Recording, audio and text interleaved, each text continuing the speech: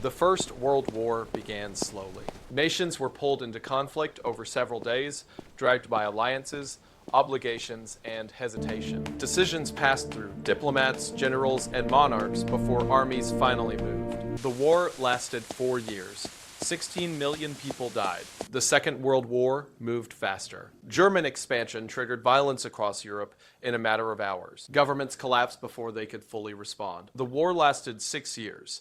85 million people were killed. The next World War will not unfold over days. It will not unfold over hours. It will begin in 4/10 of a second. That is the time required for a missile launch to be detected by modern early warning systems. Once that detection occurs, the war has already begun, whether anyone has agreed to fight it or not. A full nuclear exchange would not last years. It would not last months. It would last approximately 72 minutes. By the time it ends, billions of people would be dead or dying. The war would conclude before most of the world even understood what had happened. There would be no Fourth World War, not because of restraint, but because the capacity to wage one would no longer exist. This is not a story about ideology or aggression. It is a story about compression. Modern nuclear war is built around speed. Every system involved, detection, confirmation, authorization, retaliation, exists to reduce human delay. The assumption is simple and unforgiving. Hesitation risks annihilation.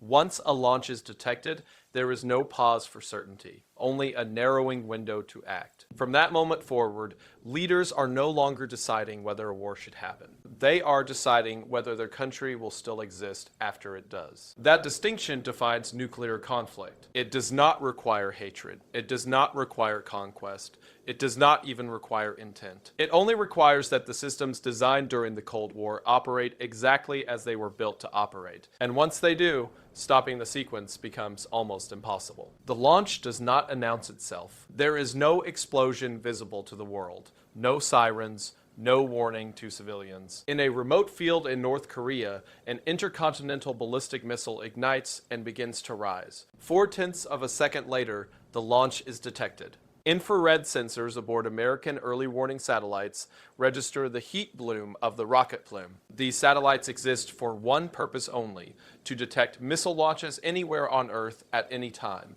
The system does not know intent. It only knows heat, trajectory, and speed. Within seconds, the data is transmitted to ground stations. Automated filters discard noise. Algorithms compare the signature against known launch profiles. The event is flagged as real. At this stage, no one is panicking. North Korea launches missiles frequently. Many are unannounced tests. An unexpected launch does not automatically mean an attack. For a brief moment, this could still be routine. That moment does not last. As additional data arrives, the system begins to measure the missile's plume size and ascent profile. The trajectory is steeper than usual.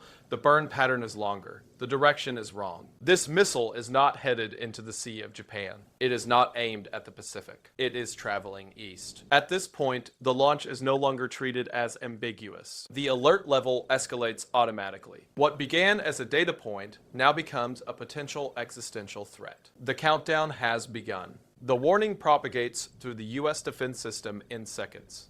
3 command centers become active simultaneously. The Pentagon begins coordinating national defense and continuity procedures. U.S. Northern Command starts analyzing homeland impact scenarios. Strategic Command, STRATCOM, assumes primary control of the nuclear response. STRATCOM is the critical node. Its responsibility is not prevention. Its responsibility is retaliation. As data streams in, officers attempt to determine whether the launch represents a test, a mistake, or a deliberate strike. But key information is still missing. Ground-based radar cannot yet see the missile. It has not risen above the horizon. For several minutes, the United States is effectively blind. All conclusions must be drawn from satellite data alone. Despite this uncertainty, internal clocks have already started. The red clock begins counting down the time until impact. If the missile is aimed at the continental United States, it will reach its target in roughly 30 minutes. There is no way to stop that clock. What matters now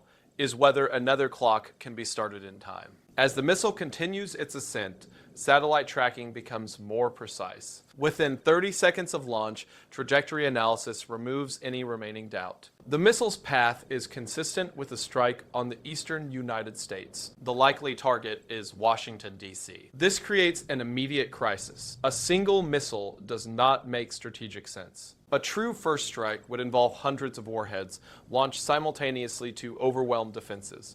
One missile suggests something else: error, desperation, or miscalculation. But intent is irrelevant. If the missile reaches Washington, the U.S. command structure will be crippled. Any response must occur before impact, not after. 5 minutes after launch, the president is awakened. He is informed that an incoming missile has been detected. Radar confirmation is still pending, but the probability of an attack is high. He is also reminded of a fact that no president ever expects to hear under real conditions. He has 6 minutes to decide how to respond. 6 minutes to choose whether to launch nuclear weapons. 6 minutes to determine whether deterrence holds or collapses. 6 minutes to decide the fate of millions, possibly billions of people. There is no time for investigation. There is no time for diplomacy. The system was not designed to allow hesitation. It was designed to ensure that if the United States is attacked, it can still strike back, no matter how little time remains. That is the position the president now occupies. Not a commander choosing war, but a custodian deciding whether his country will still be able to respond once the first bomb lands. If the missile is not intercepted, it will strike Washington, D.C. roughly 26 minutes after launch. The warhead does not hit the ground. It detonates approximately 1 kilometer above the city. At the moment of detonation, a flash of light brighter than anything ever witnessed tears across the night sky. For a brief instant, the center of the explosion becomes the hottest place in the solar system, reaching temperatures of roughly 100 million degrees Celsius. A fireball forms and expands outward at extreme speed. Everything inside this zone, people, buildings, vehicles, roads, ceases to exist. Matter is not burned. It is reduced to dust. Those within the core are killed instantly before sound or pain can register. Outside the fireball, the effects are not immediate, but they are worse. The light blinds anyone facing the explosion within a radius of several miles. Even those with their eyes closed can see the bones of their hands through their skin. Seconds later, an intense wave of heat spreads outward. Washington becomes a firestorm. Curtains ignite. Furniture ignites. Trees ignite, vehicles ignite. People in their beds ignite as sheets, hair, and skin catch fire almost simultaneously. Within 3 seconds, hundreds of thousands of people are burning or trapped in rapidly spreading fires. The majority will not survive more than a few moments. Many will never understand what is happening. 5 seconds after detonation, the shock wave arrives. It moves faster than hurricane winds, carrying extreme pressure. Lungs collapse, eardrums rupture, organs tear loose from connective tissue. People are thrown violently into walls, vehicles, and debris. Buildings fail structurally and collapse inward. Glass, metal, and concrete fragments are launched at lethal speeds, turning streets into killing fields. Survivors of the initial heat are crushed, impaled, or fatally injured. Emergency services do not respond. They cannot. Roads are destroyed or buried. Firefighters and medics are dead, injured, or trapped. Communication systems are gone. Hospitals, if they still stand, are overwhelmed within minutes. Severe burns are everywhere. Third-degree burns require immediate specialized care. The Washington metropolitan area has only a few dozen dedicated burn beds. Tens of thousands now need them. No help is coming. Survival is no longer determined by injury severity, but by pure chance, distance, shielding, and timing. 30 seconds after detonation, the fireball begins to rise. The mushroom cloud forms, pulling debris upward with enormous force. What was once a city, brick, steel, electronics, human remains, is lifted into the atmosphere. As the cloud ascends, it draws air inward, creating violent winds that feed the firestorm below. Loose objects, bodies, and rubble are dragged back toward the center, adding fuel to the inferno. Within a minute, the cloud towers miles above ground zero. Then it begins to fall. Radioactive dust and ash rain back down over the city and beyond. This fallout is invisible, odorless, and lethal. Every breath now carries irradiated particles. By this stage, hundreds of thousands are already dead or dying. Many more will follow, not from the blast, but from radiation exposure in the hours and days ahead. This is the end of the explosion. It is not the end of the disaster. As the missile approaches its target, the United States attempts its final defensive option. The ground-based mid-course defense system is activated.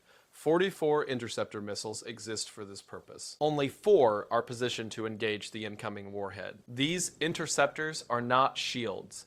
They are last resort gambles. Under controlled test conditions, their success rate is less than 50%. In real combat conditions, against a fast-moving ICBM with limited warning, the odds are worse. The interceptors are launched one by one. Each must collide directly with the warhead at hypersonic speed. There is no proximity detonation, no margin for error. Hitting the target is equivalent to striking a bullet with another bullet. They fail. One interceptor passes within inches of the warhead. Inches are meaningless at these velocities. The remaining missiles miss entirely. The final defensive layer is gone. At this moment, there is no longer any possibility of preventing impact. The only decision that remains is whether the United States will respond before its command structure is damaged beyond use. The responsibility now rests entirely with the president. From the instant the enemy missile was detected, the red clock has been counting down to impact. Now, a second clock must be started.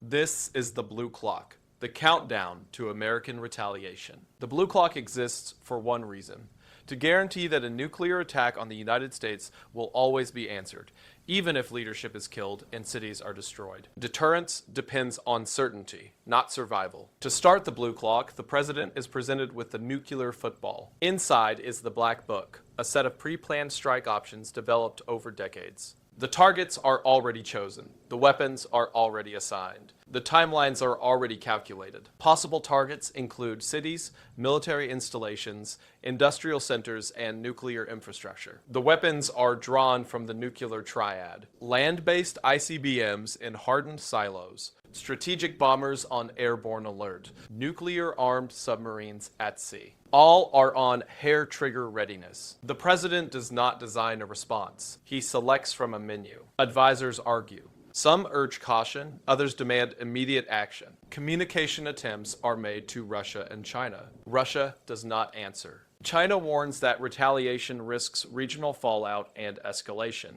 The debate is unresolved. Time is not. Every second that passes reduces the number of options available. If the blue clock is not started soon, retaliation may become impossible. While the argument continues, early warning systems detect a second missile launch. This one is different. Its trajectory is aimed at the western United States. The target is identified as the Diablo Canyon nuclear power plant in California. This changes everything. A detonation over Washington would be catastrophic. A strike on an active nuclear reactor would be worse. The vaporized reactor core would combine with soil, seawater, and fuel, creating massive, long-lived radioactive contamination. Fallout would spread across hundreds of kilometers. Large regions would become permanently uninhabitable. This would not be a destroyed city. It would be a poisoned landscape. The second launch eliminates any remaining ambiguity. This is no longer a possible mistake. It is an active nuclear attack. The argument ends. The president authorizes retaliation. The blue clock starts. Launch orders are issued to missile silos and submarines. Dozens of American warheads are prepared for immediate firing. At this point, there is no path back. The sequence has crossed the threshold where human judgment no longer matters. Once the launch order is given, it cannot be recalled. In underground silos across the United States, missile crews receive encrypted commands. 2 operators authenticate the order independently. This process has been rehearsed thousands of times. Most of the time, nothing happens. This time, the engines ignite. Minuteman III intercontinental ballistic missiles leave their silos within seconds. From submarines submerged in the oceans, additional launch orders are received and executed through low-frequency radio transmissions. The crews do not debate the order. They are not permitted to. Missile operators are trained to act without hesitation. Any refusal to carry out a valid launch order results in immediate removal and court-martial. Once a missile leaves its silo, it cannot be disabled, diverted, or recalled. This is deliberate. The system exists to guarantee retaliation under all circumstances, even if doing so ensures mutual destruction. Within minutes, approximately 80 American nuclear warheads are airborne, headed toward North Korea. Millions of people are now condemned to die. The war is no longer hypothetical. American missiles do not fly directly to their targets. Their trajectories arc over the North Pole. As they rise, Russian early warning systems detect them. From Moscow's perspective, dozens of nuclear warheads appear to be traveling toward Russian airspace. At least 50 are on paths that cross directly over the country. The remaining trajectories are unclear. Russia does not know these missiles are aimed at North Korea. Attempts to contact Washington fail. Phones ring unanswered. Russian command assumes the worst, that the United States has launched a first strike. This scenario is not unprecedented. In 1983, Soviet officer Stanislav Petrov detected what appeared to be an incoming American nuclear attack. He judged the alert to be false and refused to escalate. He was correct. This time, the data is different. This is not 5 missiles. It is dozens. The logic that saved the world once no longer applies. Russian command follows protocol. They prepare a full retaliatory response. Russian nuclear forces launch. Hundreds of warheads leave silos and submarines, aimed at the United States and NATO targets across Europe. Missile defense systems attempt interception, but success is negligible against an attack of this scale. The exchange becomes irreversible. American cities that survived the first strike are now hit. European capitals are struck. Military bases, industrial centers, and population hubs vanish in fire and radiation. Governments are decapitated. Communication networks collapse. Electrical grids fail. Medical systems cease to function. Within 72 minutes of the first launch, the nuclear arsenals of multiple nations have been expended. Billions of people are dead or dying. This is the end of the modern world. What follows is not recovery. It is aftermath. The nuclear exchange ends quickly. Its consequences do not. In the hours that follow, what remains of hospitals fill beyond capacity, if they still exist at all. Electricity is gone. Clean water is unavailable. Medical supplies are exhausted almost immediately. Survivors arrive in numbers no system was built to handle. Many no longer resemble people. Severe burns, radiation exposure, crushing injuries, blindness, internal bleeding. Surgeons amputate without anesthetic. Instruments are reused without sterilization. The dead accumulate faster than they can be removed. Most bodies are never buried. There is no manpower to spare. Within days, the cause of death shifts. Fire and blast injuries give way to dehydration, starvation, and disease. Sewage systems have collapsed. Contagion spreads unchecked. Cholera, dysentery, and typhus tear through weakened populations. Radiation sickness peaks weeks later. Hair falls out. Organs fail. Internal bleeding begins. Some die quickly, others deteriorate slowly, over months as cancers develop and immune systems collapse. Those who sheltered underground emerge to a landscape they no longer recognize. Cities are silent. Infrastructure is shattered. Agriculture has failed. Crops are irradiated or frozen. Every meal becomes a risk. As soot and debris injected into the atmosphere spread globally, temperatures drop. Nuclear winter begins. Sunlight weakens, growing seasons vanish, entire regions become uninhabitable. Starvation claims billions more than the bombs ever did. Civilization fragments. Governments cease to function. Education disappears. Written language degrades as survival replaces memory. Trade collapses. Isolated communities regress to pre-industrial conditions. Humanity survives, but diminished, scattered, and permanently altered. No one will ever know why the first missile was launched. No one in what remains of North Korea will know why the United States retaliated. No one in what remains of Russia will know why their missiles flew. Intent no longer matters. What matters is that once the sequence began, it could not be stopped. This was not the result of hatred. It was not the result of ideology. It was the result of systems designed to act faster than thought. Doctrines that punished hesitation, and weapons that cannot be recalled once launched. Nuclear war does not require evil. It requires procedures. History did not end because someone wanted the world to burn. It ended because every step that followed the first launch was considered rational at the time. 72 minutes after the beginning, the modern world was gone. What remained was not victory, only silence, radiation, and survivors who would envy the dead. And that is why nuclear war cannot be won. It can only be prevented.